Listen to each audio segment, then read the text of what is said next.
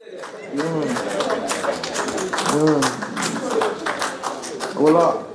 I came to the march. I didn't hear about it ever before. I know it went on last year through the research, but it was my family here, Dan, and his Empress that invited me to the march. I'm glad they did, and he's been teaching me about things and about history and about all these things. And he invited me here tonight. And I'm glad he did again. It's a true blessing that he's in my life, you know.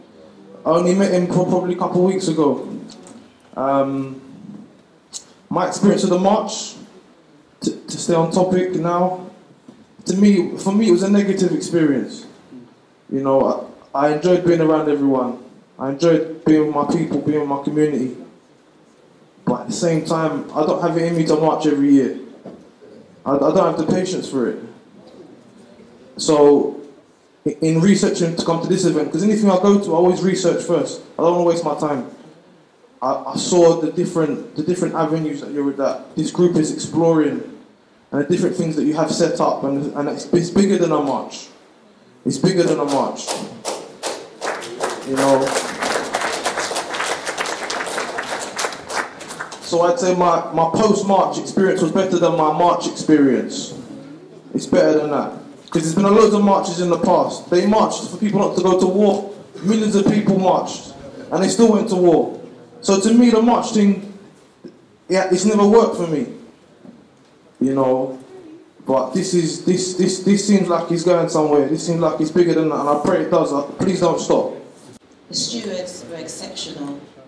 Sister Angie, you helped me personally. You took me to the facilities. I second all of what you said, brother. You know, it's lovely to see people from all faiths, all walks, just coming together, people disabled. The unification was wonderful. What I noticed different this time was a bit more structure. Our needs were catered for at the beginning of the march. We had stalls, food, and things like this. So I think that was excellent. I'm starting to see, you know, the structure and that we're embodying the principles of Kwanzaa. We're starting to really spend our money amongst each other. I thought that was brilliant at the beginning of the march. And also to see coach loads of family coming from the north, Bristol, Birmingham.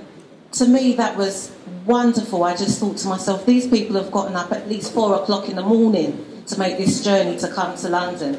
And to me, that was really brilliant, excellent. I went on the first march, the first year, and we went on the second march. And as the youth said here, togetherness was the key. The march is a tactic of reparations. There are many tactics we have to use to achieve the goal. So the march is one tactic.